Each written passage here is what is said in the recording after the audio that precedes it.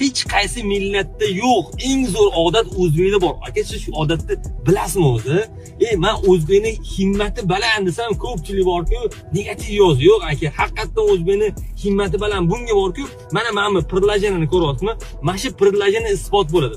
Bu predlajeniya aka sizga yoningizdagi turgan masjid bor-ku, shu masjidni kommunal qarzlarini ko'rsatib turar ekan aka.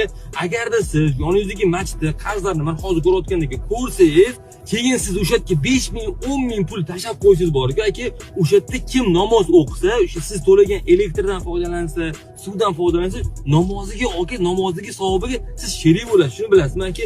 Musulmonlar namoz o'qishga sharoit yaratib berayotgan bo'lasiz aka. Zo'r predlajeniya emasmi? Bu predlajeniyani ko'rib maza qildim. Otabek akam ayvash reklama qildi. Gap bo'lishi mumkin. Menga rosa yoqdi, o'zim o'rnatib oldim. Menga borki, bu uchun hech qanaqa haq to'lashmadi, lekin men shuni savobiga sherik bo'lgim keldi.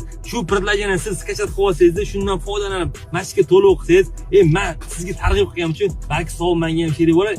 Eng asosiysi aka, siz ham shunga sherik bo'lish uchun videoga like bosangiz, juda ham ko'pchilik yetib boradi, manfaatli bo'ladi va siz ham shunga sherik bo'lib qolasiz aka. Yaxshilikka. Assalomu alaykum.